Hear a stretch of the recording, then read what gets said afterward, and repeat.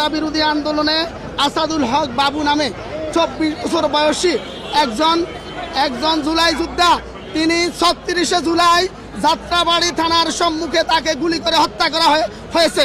তাকে গুলিবিদ্ধ অবস্থা ঢাকা মেডিকেল কলেজ হসপিটালে নেওয়া হলে কর্তব্যরত চিকিৎসক তাকে মৃত ঘোষণা করেন। এই মামলায় আজকে এজাহার নামীয় 11 নম্বর আসামিকে এই আদালতে জনাব ফারজানা বাসারের আদালতে উপস্থাপন করা হয়। মাননীয় আদালত উভয় পক্ষের বক্তব্য শ্রবণান্তে এই আসামিকে 3-7 দিনের রিমান্ড প্রার্থনা করলে আসামিকে 5 দিনের রিমান্ড মঞ্জুর করেন। এই আসামির পরিচয় হচ্ছে, ওনার নাম তৌহিদ উদ্দিন, তিনি ইউটিউবার এবং টিকটকার। তিনি তৌহিদ আফ্রিদি নামে পরিচিত। তার বাবা এই মামলার 22 নম্বরে ধানরাবি আসামি, 1 নম্বর আসামি শেখ হাসিনা, 2 নম্বর ওবায়দুল কাদের, 3 নম্বরে চৌধুরী আব্দুল্লাহ আল মামুন সহ মোট এজাহার নামীয় 25 জন আসামি আছেন। এছাড়াও আরও 150-200 আসামি এই মামলায় সন্দেহভাজন এর তালিকায় আছেন। আমরা রাষ্ট্রপক্ষে বলেছি, মাননীয় আদালত তারা যে অ্যাফিডাভিটটা দিয়েছে আদালতে, ফৌজদারি কার্যবিধির কোনো সেকশনে এই অ্যাফিডাভিট কখনো লাই করে না। মাননীয় আদালতকে আমরা বলেছি, এই আসামিকে রিমান্ডে নিলে পরে মামলার গুরুত্বপূর্ণ তথ্য উদ্ঘাটিত হবে এবং অন্যান্য আসামিদের সম্পর্কে তথ্য পাওয়া যাবে, তাদেরকে অ্যারেস্ট করা যাবে।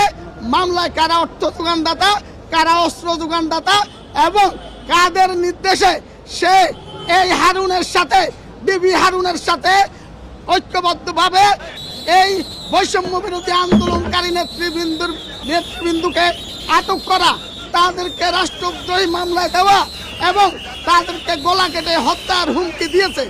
এই সমস্ত বিষয় আমরা আলোচনা করার পর মাননীয় আদালত সন্তুষ্ট হয়ে 5 দিনের রিমান্ড মঞ্জুর করেন। তৌহিদ আফ্রিদি উনি একজন জনপ্রিয় ব্যক্তিত্ব, যার সারা বাংলাদেশে লক্ষ লক্ষ তার দর্শক আছে এবং উনি বিশিষ্ট ইউটিউবার এবং জনপ্রিয় ব্যক্তিত্ব। আজকে ওনাকে যাত্রাবাড়ি থানার একটা মামলায় গ্রেপ্তার করে 7 দিন রিমান্ড চাওয়া হয়েছে। আমরা বিজ্ঞ আদালতে রিমান্ড বাতিল সহ আমরা জামিন চেয়েছি। আমরা বিজ্ঞ আদালতে বলেছি যে তৌহিদ আফ্রিদি একজন মিডিয়া ব্যক্তিত্ব এবং শারীরিকভাবে সে অসুস্থ, সে লিভার এবং ক্যান্সারে আক্রান্ত হয়েছে। মহামান্য হাইকোর্ট ডিভিশনাল আপনি ডিভিশনাল সুস্পষ্ট আছে, যদি কোনো ব্যক্তি অসুস্থ হয়, মহিলা হয়, প্রতিবন্ধী হয় এবং তাহলে তার রিমান্ড দেওয়া যাবে না এবং তার যে অসুস্থতার সমস্ত কাগজপত্র আমরা ফিরিস্তাকে বিজ্ঞ আদালতে দিয়েছি। বাংলাদেশের শক্তিশালী থার্মিক স্টিল বার ফেমাস স্টিল লিমিটেড, কিন্তু বিজ্ঞ আদালত অত্যন্ত ধৈর্য সহকারে, মনোযোগ সহকারে সেগুলো দেখেছেন।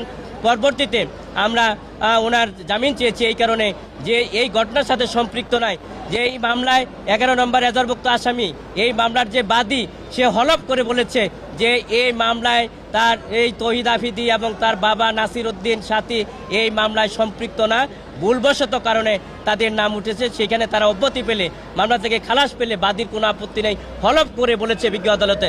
যে মামলা যে নিয়ম, সেখানে বাদী এজাহারে এতগুলো নাম দিল, এজাহারের নাম দিয়ে আবার হচ্ছে যে কিছু নাম উনি উইথড্র করতে চাচ্ছে, সেটা আইনে না, এটা আইনে তো সুযোগ নাই, এটা আইনেও সুযোগ নাই। আর ওনার যে এফিডেভিটের যে প্রশ্নটা আসছে সেটা হলো জোরপূর্বক তাকে অপহরণ করে নিয়ে কাগজে স্বাক্ষর করেছে। কি কাগজে স্বাক্ষর করেছে উনি জানেও না, কিন্তু ওনারা বিজ্ঞ আদালতে একটা এফিডেভিট দাখিল করবেন। আমাদের কাছে মনে হলো যে এটাই মনে হয়তো ওই যে স্বাক্ষর নিয়েছে সেই কাগজটা।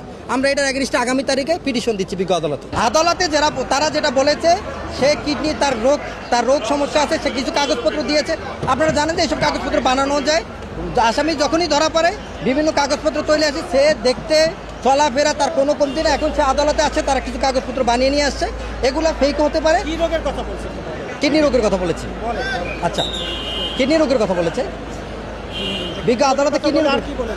বিজ্ঞ আদালতে কিডনি রোগের কথা বলছে, তার স্ত্রীর প্রেগনেন্সির কথা বলেছে, তার স্ত্রী 6 মান্থ প্রেগনেন্ট সেটা বলছে, তার প্রস্রাবে ব্লাড যায়, সেই কথাগুলো সে বলেছে।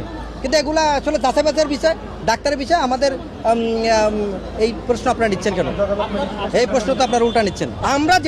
আমি যেটা বলেছি যে তৌহিদ আফ্রিদি একজন মিডিয়া সন্ত্রাস, সে মিডিয়ার মাধ্যমে সে হাউন আঙ্কেলের সাথে ষড়যন্ত্র করে। আমাদের যে হাউন আঙ্কেল, ডিবি প্রধান যে হাউন আঙ্কেল ছিল, আপনারা দেখেছেন আজকে অনেকগুলো ভিডিও ভাইরাল হয়েছে, সে হাউন আঙ্কেলের সাথে মিলেমিশে মূলত এই দেশে যেভাবে এই আওয়ামী সন্ত্রাস, যুবলীগ সন্ত্রাস, ছাত্রলীগ সন্ত্রাসের দিকে যেভাবে ইনফ্লুয়েন্স করা যায়, তাদের সাথে যেভাবে অ্যাড করে দেশের সন্ত্রাসী কায়েম করা যায়, ছাত্র জনতাকে হত্যা করা যায়, সেই তথ্য সন্ত্রাসের সাথে সরাসরি জড়িত ছিল এবং যাত্রাবাড়ির ঘটনার সাথে সে সরাসরি ইন্ধন সহ ষড়যন্ত্রে জড়িত ছিল ডিবি হারুন সহ।